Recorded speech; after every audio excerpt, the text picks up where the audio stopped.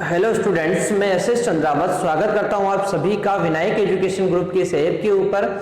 प्यारे विद्यार्थी, आपके सामने फिर से लेकर हाजिर हो चुका हूं 12th क्लास केमिस्ट्री, और इसके अंदर अपन चर्चा कर रहे हैं लेसन सेकंड सॉल्यूशन या विलयन के बारे में। मैंने आप लोगों को सॉल्यूशन या विलयन से संबंधित कुछ महत्वपूर्ण बातें जो है वो पिछले वीडियो के अंदर मैं आपको बता चुका हूं, जिसमें अपन ने विसरण और परासरण के बारे में बात की थी। अब अपन बात करेंगे अणुसंख्यक गुणधर्मों के अंदर चौथा गुणधर्म परासरण दाब, इसके बारे में अपन यहाँ पर चर्चा करेंगे। तो ध्यान से आप लोग इसको देखने का प्रयास कीजिए और साथ के साथ आप लोगों को इस पर नोट भी करना है, ठीक है ना।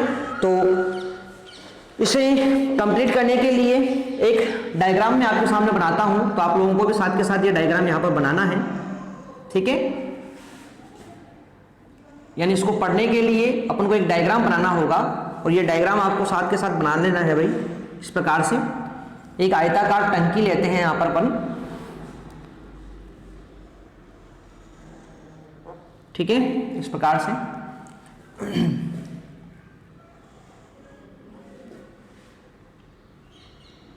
से अपन यहां पर टंकी लेते हैं इस तरह से। यहां बीच में जो है, बीच में लगा दी जाती है अर्ध पारगम्य झिल्ली, इस प्रकार से। यह है अर्ध पारगम्य झिल्ली, ठीक है। यहां पर इस तरफ भरा जाता है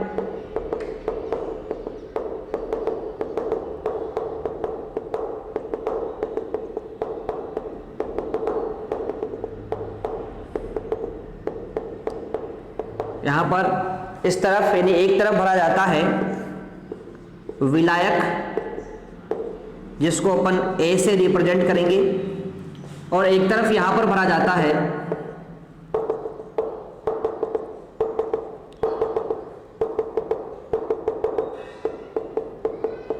ठीक है, यहां पर भरा जाएगा विलयन,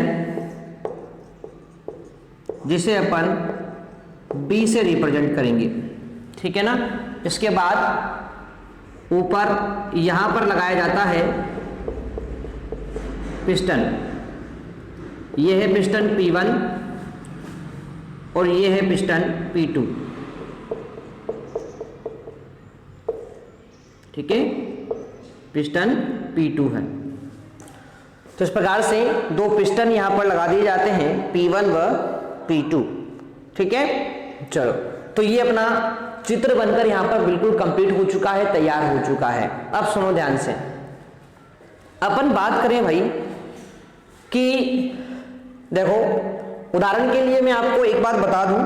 मान लेते हैं विलायक के रूप में अपन ने जल लिया है, एग्जाम्पल के लिए, ये आप लोगों को लिखना नहीं है, ठीक है।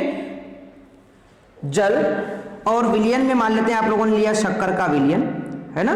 ये जल और शक्कर का विलयन आपको लिखना नहीं है, केवल मैं उदाहरण के लिए आप लोगों को बता रहा हूं। अब देखिए, बात करें अपन यहां पर कि एक तरफ मैंने भरा हुआ है क्या, जल, एक तरफ मैंने भरा हुआ है शक्कर का विलयन, ठीक है। इधर लगा हुआ है पिस्टन P1, इधर लगा हुआ है पिस्टन P2। अब सुनो ध्यान से, यदि मैं तुलना करूं जल और शक्कर के विलयन की, तो देखो शक्कर के विलयन में आपको पता है शक्कर के विलयन के अंदर जल भी है और इसी के अंदर शक्कर भी घुली हुई है। क्या घुली हुई है? शक्कर भी घुली हुई है। अब सुनो ध्यान से, मैं आप लोगों को क्या बोलता हूं कि जल भी घुला, जल के अंदर क्या घुली हुई है? शक्कर घुली हुई है, और यहां पर केवल और केवल जल है, ठीक है ना। अब अपन ने सांद्रता किसको कहा था? सांद्रता किसको कहा था अपन ने? सांद्रता अपन ने कहा था कि किसी भी विलयन में उपस्थित, किसी भी विलयन में उपस्थित विलेय पदार्थ की मात्रा, कोई भी विलयन में विलेय पदार्थ की जो मात्रा होती है ना, वो होती है सांद्रता। क्या होती है? वो सांद्रता होती है। अब यहां पर जल के अंदर शक्कर घुली हुई है, यानी जल के अंदर शक्कर विलय है, घुल रही है, यहां पर जल के अंदर शक्कर क्या है, विलय है, शक्कर घुली हुई है यहां पर, ठीक है। और यहां पर बात करें अपन तो यहां जल के अंदर शक्कर नहीं है, केवल जल है। अब यहां पर जल के अंदर शक्कर घुली हुई है, इसलिए अपन क्या बोलेंगे कि इसकी सांद्रता इसकी तुलना में क्या होगी, उच्च होगी, क्योंकि भाई सांद्रता किसे बोल रहे थे, विलयन के अंदर विलय की मात्रा, विलयन के अंदर जितनी विलय की मात्रा होती है वो उसकी सांद्रता होती है। अब यहाँ विलयन के अंदर विलय की मात्रा यहाँ ज्यादा है, इसलिए क्या बोलेंगे कि इसकी सांद्रता क्या है, उच्च है। और इसकी तुलना में यहाँ विलयन के अंदर यानी जल के अंदर जो है कुछ विलय है ही नहीं। अब कुछ विलय ही नहीं है तो सांद्रता क्या होगी, यहाँ पर निम्न होगी भाई, क्या होगी, निम्न सांद्रता होगी। तो ये दो वर्ड आपको समझ में आया क्या, देखिए ध्यान से, क्या बोला मैंने आप लोगों से कि किसी भी विलयन की सांद्रता क्या होती है, विलयन में उपस्थित विलय की मात्रा, विलयन में उपस्थित विलय की मात्रा क्या होती है, सांद्रता होती है। अब यहां पर देखो, इधर क्या था, विलयन बी था, यानी शक्कर का विलयन अपन उदाहरण ले रहे हैं, तो इसके अंदर जल व शक्कर है। अब जल के अंदर यहां पर शक्कर घुली हुई है, इनकी जल के अंदर विलय की कुछ मात्रा तो है, अब कुछ मात्रा है मतलब इसकी सांद्रता क्या होगी, उच्च होगी।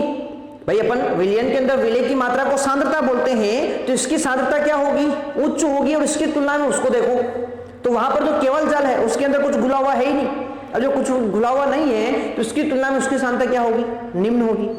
होगी भाई, बात समझ में आ रही। अब सुनो, मैंने आप लोगों को कल परासरण की परिभाषा क्या बताई थी, आपको बताई थी परासरण की परिभाषा कि वह प्रक्रिया जिसमें निम्न सांद्रता से, वह प्रक्रिया जिसमें निम्न सांद्रता वाले विलयन से, वह प्रक्रिया जिसमें निम्न सांद्रता वाले विलयन से उच्च सांद्रता वाले विलयन की ओर अर्धपारगम्य झिल्ली से,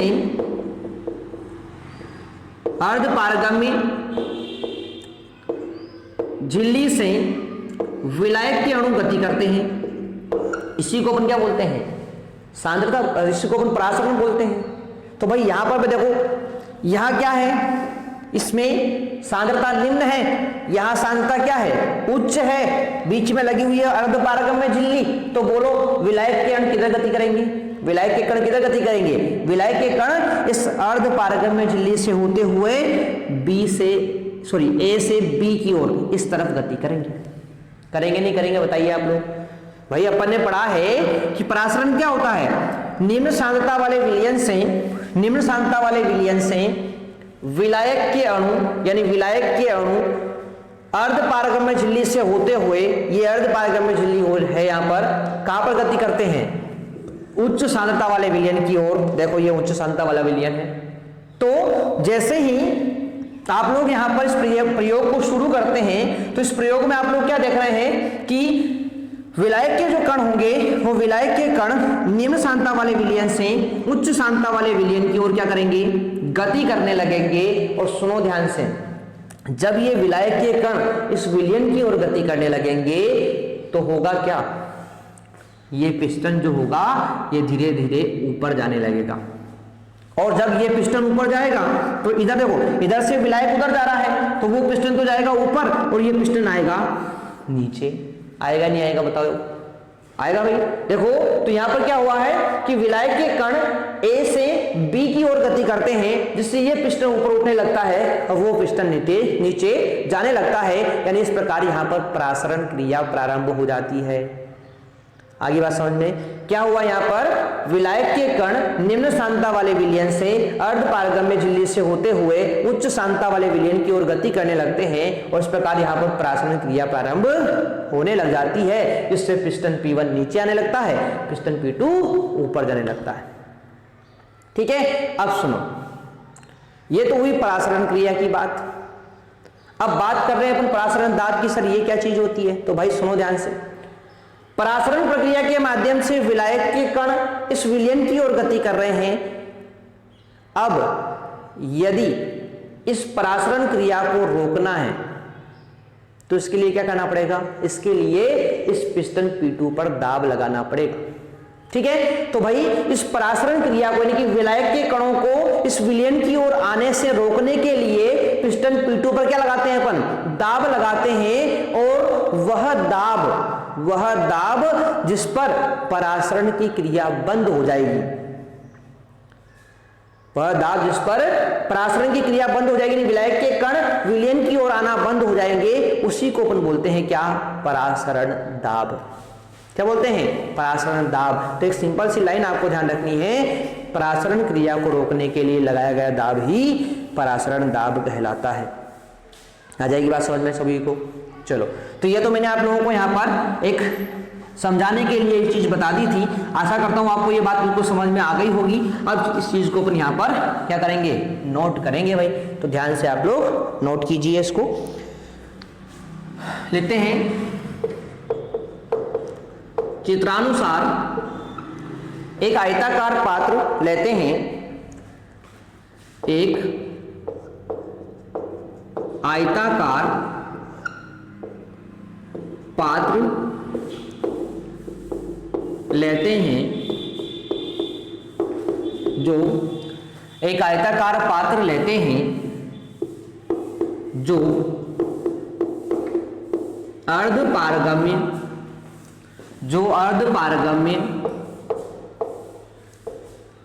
झिल्ली से दो समान भागों में विभाजित होता है, दो समान भागों में विभाजित होता है, समान भागों में विभाजित होता है। इन दोनों भागों में पिस्टन P1 व P2 लगे होते हैं। इन दोनों भागों में पिस्टन P1 व P2 लगे होते हैं। क्या लगे होते हैं, पिस्टन P1 व P2 लगे होते हैं। पात्र के दोनों भाग A व B को, पात्र के दोनों भाग A व B को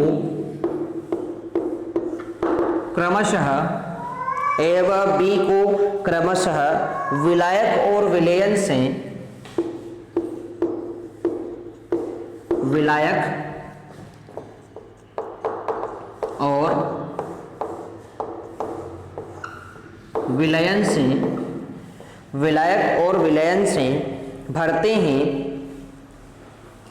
से भरते हैं, परासरण के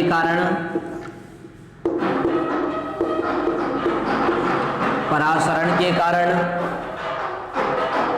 विलायक के अणु विलयन की ओर, परासरण के कारण विलायक के अणु विलयन की ओर, विलायक के अणु विलयन की ओर अर्थात A भाग से B भाग, अर्थात A भाग से B भाग की ओर गति करने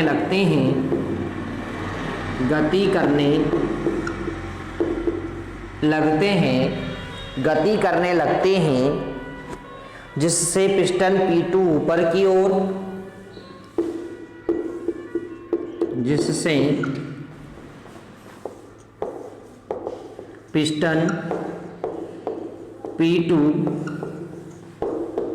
ऊपर की ओर तथा पिस्टन P1 नीचे की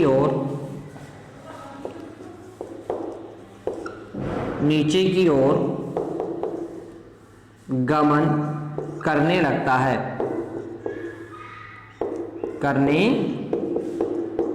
लगता है, गमन करने लगता है। इस पिस्टन P2 को मूल अवस्था में, इस पिस्टन P2 को मूल अवस्था में लाने के लिए, पिस्टन P2 को मूल अवस्था में लाने के लिए या साम्य स्थापित करने के लिए, या साम्य स्थापित करने के लिए,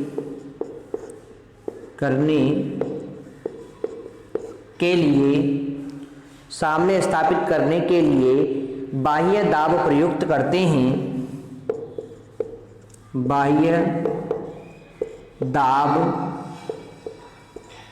प्रयुक्त करते हैं, बाह्य दाब प्रयुक्त करते हैं। और यह बाह्य दाब विलयन के परासरण को रोकने के लिए, और यह बाह्य दाब विलयन के, या सीधा अपन बोल सकते हैं बाह्य दाब परासरण को रोकने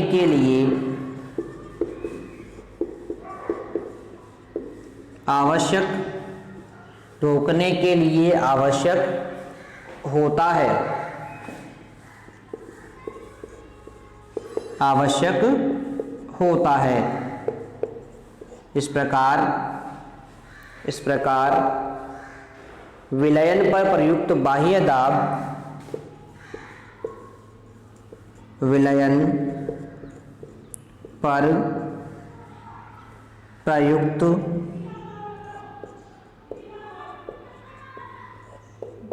बाह्य दाब, विलयन पर प्रयुक्त बाह्य दाब जो उसमें अर्धपारगम्य झिल्ली से, जो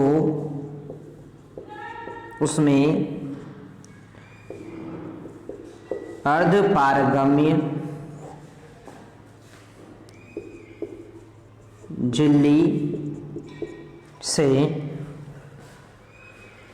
झिल्ली से विलायक के अणुओं के प्रवाह को रोकने में, विलायक के अणुओं के प्रवाह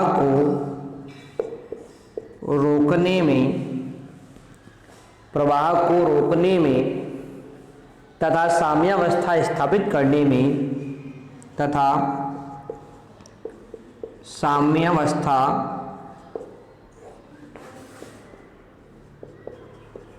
स्थापित करने में आवश्यक होता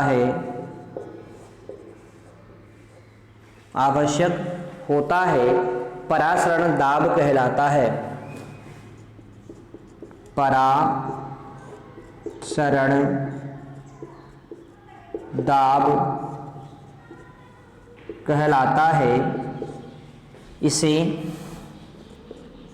पाई से प्रदर्शित करते हैं, ध्यान रखेंगे इसको अपन पाई से प्रदर्शित करते हैं। तो इस प्रकार से आज अपन ने परासरण दाब क्या होता है इसके बारे में विस्तार से जानकारी प्राप्त कर ली है। आशा करता हूँ सभी प्यारे विद्यार्थियों को ये जानकारी बिल्कुल समझ में आई होगी। तो यहाँ तक की चीजें आप लोग अच्छे से कंप्लीट करेंगे। इसके बाद की विषय वस्तु अपन पढ़ेंगे नेक्स्ट वीडियो के अंदर। तो मिलते हैं अपन नेक्स्ट में, तब तक के लिए टेक केयर, बाय।